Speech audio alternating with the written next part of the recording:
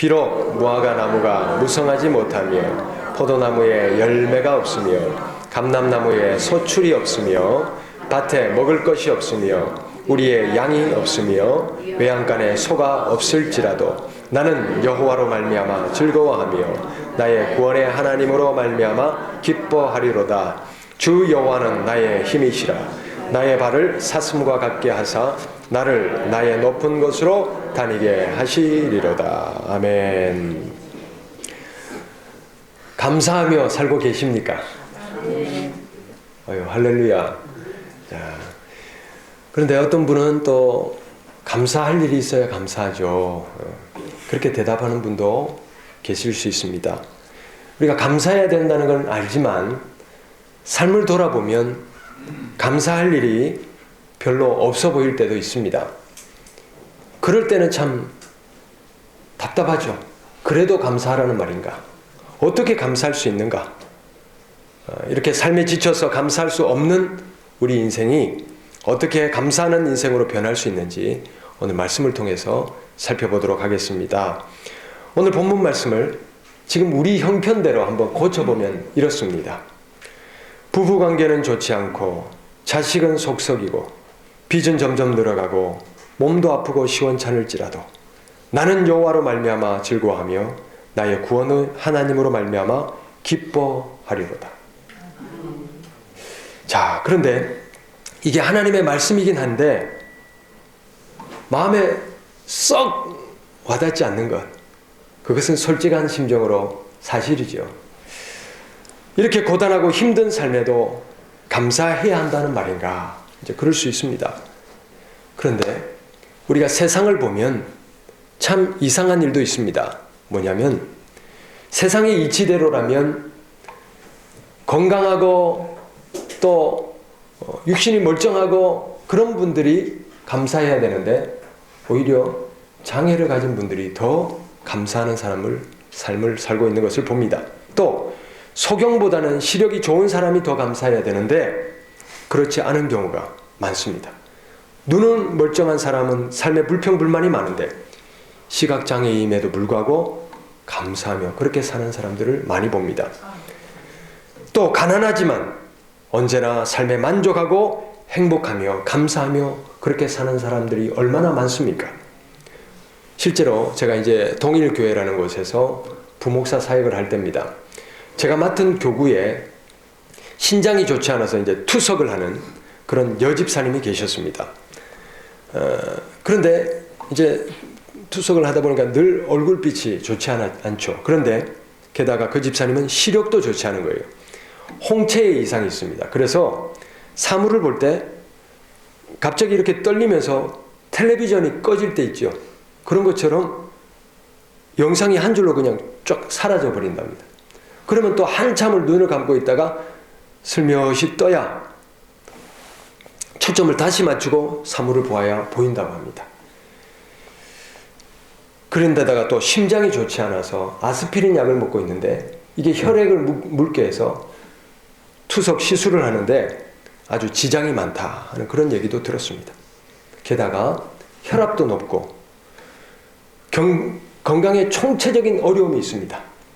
잠시 앉아 있는 것도 또 잠시 활동하는 것도 힘겨워서 그렇게 숨을 헐떡이면서 그렇게 하시는 걸 봤습니다.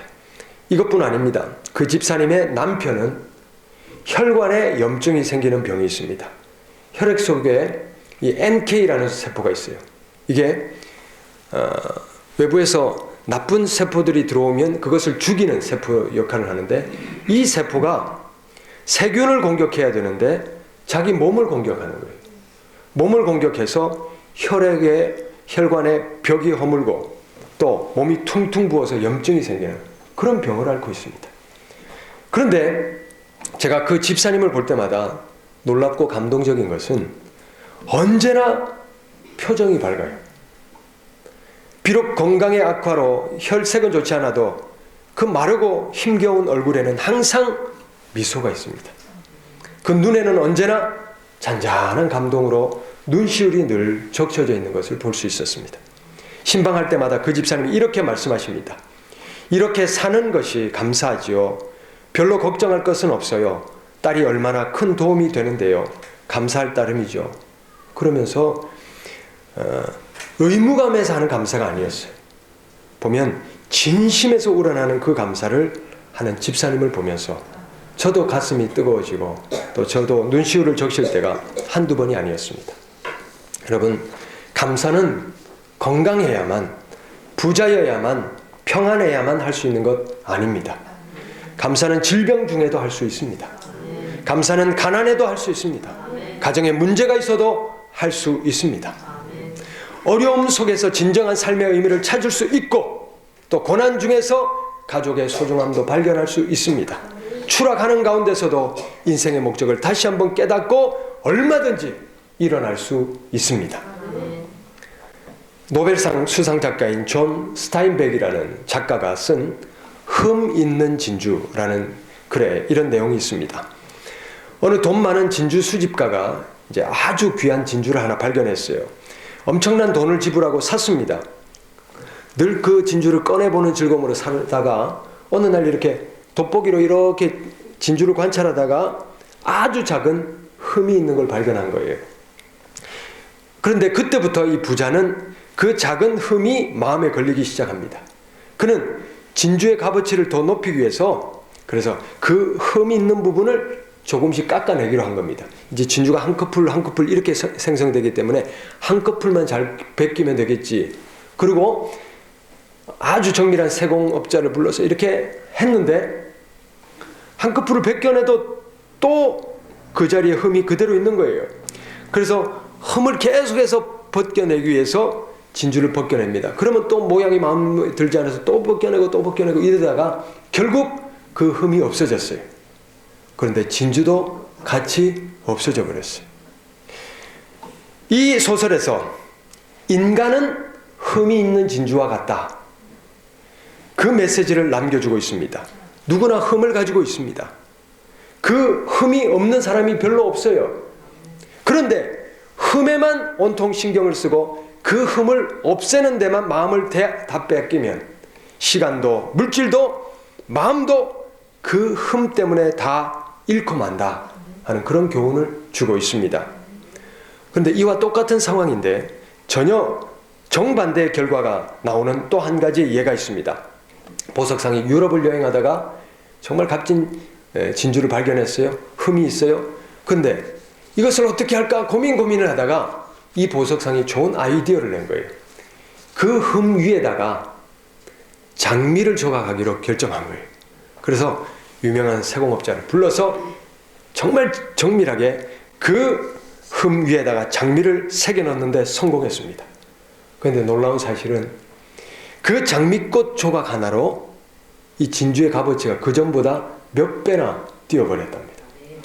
자신의 약점을 숨기려 하지 말고 그것을 다듬고 승화시키면 그 약점이 오히려 가치를 높여주는 강점이 된다 하는 그런 교훈이죠. 사람들이 대부분 하나님을 만나게 되는 계기를 보면 잘 나갈 때, 평안할 때, 아무 문제가 없을 때 그때 하나님을 찾고 만나기보다는 문제가 터졌을 때, 어려움이 있을 때, 너무나 살기가 힘들 때 그때 하나님을 찾고 그래서 하나님을 만나게 되는 경우가 많습니다. 너희가 내게 부르짖으며 내게 와서 기도하면 내가 너희들의 기도를 들을 것이요 너희가 온 마음으로 나를 구하고 찾으면 나를 찾을 것이고 나를 만날 것이다. 예레미야 29장 12절 13절 말씀입니다. 진심으로 하나님께 부르짖고 진심으로 하나님을 찾으면 하나님이 만나주시겠다 약속하셨습니다. 오늘 이 하박국 선지자의 고백도 마찬가지죠. 무화과 나무가 무성하지 못해요. 포도나무 열매가 없어요. 감람나무 소출도 없어요. 밭에 먹을 것이 없어요. 게다가 우리의 양도 소도 없습니다. 이게 무엇을 의미합니까? 당시에는 농사지어 먹고 살잖아요. 그러니 그해 농사를 망친 거예요. 무화과나무에도 포도나무에도 감람나무에도 열매를 찾아봐도 없어요. 또 밭에도 외양간에 소도 양도 없는 거예요. 이렇게 해서 어떻게 삽니까? 먹고 살 길이 있습니까? 망했습니다. 다 잃었습니다. 희망이 없습니다. 살 길이 막막합니다.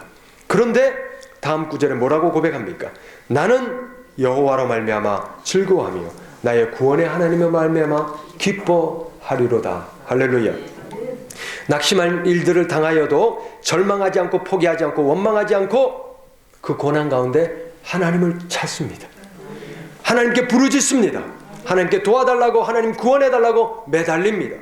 그랬더니 하나님을 만났습니다. 하나님으로 인해 슬픔이 변하여 기쁨이 됩니다. 탄식이 변하여 찬송이 됩니다. 하나님으로 인해 절망이 변하여 구원이 되는 것입니다. 그래서 그 다음 구절에 뭐라고 고백합니까? 주 여호와는 나의 힘, 내 발을 사슴과 같게 하사 나로 나의 높은 곳에 다니게 하시리. 할렐루야. 자유롭게 높은 산을 뛰노는 그 사슴과 같이 하나님께서 나에게 회복을 주시고 일으켜 주셔서 다시 한번 일어나게 하심을 감사합니다. 뛰게 하심을 감사합니다. 그 은혜를 고백하고 있는 것입니다. 여호와 하나님이 우리를 구원해 주시고 지금도 우리를 지켜보고 계시다는 사실을 믿으시기를 바랍니다. 낙심한 일을 만날 때, 막막한 일을 당할 때, 앞이 보이지 않는 터널을 지날 때, 그때 여호와 하나님이 보이는 은혜가 있기를 바랍니다. 여호와 하나님을 구하는 은혜가 있기를 바랍니다. 그래야 여호와 하나님을 만나는 은혜가 있기를 바랍니다. 하나님을 찾는 이들에게 반드시 하나님이 응답해 주십니다. 하나님의 구원과 회복이 여호와 하나님을 찾는 모든 이들에게 임할 줄 믿습니다. 이렇게 여호와 하나님으로 인하여 즐거워하는 사람들의 삶 속에 나타나는 결과가 무엇입니까? 하나님과 친밀해지는 결과가 일어납니다. 하나님께 묻고 하나님의 응답을 듣고 하나님과 친밀한 교제가 시작되는 것입니다. 그래서 이런 사람들은 진로를 결정할 때도 어떤 큰 일을 결정할 때 하나님께 묻습니다. 그리고 하나님의 응답을 받아 선택하고 결정합니다. 또 죄의 유혹 앞에서도 내 욕망을 선택하기보다는 내 곁에 계신 하나님은 이걸 원하지 않으시지. 그리고 죄를 거부하고 끊을 수 있는 결단과 용기가 생기는 것입니다. 또 고난을 당할 때, 인생을 포기하고 싶을 때 하나님이 먼저 생각나서 그 고난의 자리에서 하나님께 매달리고 기도하고 하나님을 통하여 문제 해결을 받는 그런 능력의 자리로 나아갈 수 있게 되는 것입니다. 하나님을 믿는다는 것은 언제 어디서나 여호와 하나님이 나와 함께 계신다는 사실을 기억하며 사는 것입니다. 그래서 여호와 하나님과 동행하고 의지하며 사는 것, 그것이 예수를 믿는다는 것이고 하나님을 믿는다는 것입니다. 우리가 언제 또 무엇을 하든 여호와 하나님이 생각나는 은혜가 있기를 바랍니다. 여호와 하나님이 기준이 되시기를 바랍니다. 하나님께 물어보실 수 있는 은혜가 있기를 바랍니다. 이것이야말로 여호와로 인하여 즐거워하고 구원의 하나님으로 인하여 기뻐할 수 있는 그런 인생이 되는 것입니다. 찬송가 315장에 보면 내 주 되신 주를, 이 찬양이 있죠. 내 주 되신 주를 참 사랑하고 곧 그에게 죄를 다 구합니다. 큰 은혜를 주신 내 예수시니 이전보다 더욱 사랑합니다. 이 찬양은 고든이라는 사람이 지은 그런 찬송입니다. 그런데 놀랍게도 이 고든이 이 찬송을 지을 때는 혀 말기암이라는 그런 판정을 받았습니다. 혀를 곧 잘라내야 되는 그 상황에서 이 찬양을 지은 겁니다. 이 고든이 이 하나님께 그 절체절명의 상황에서도 하나님 감사합니다. 그리고 이 곡을 지을 수 있었던 그 심정을 가지고 우리가 한번 2절, 3절, 4절 한번 같이 찬양하면 좋겠습니다. 주 날 사랑하사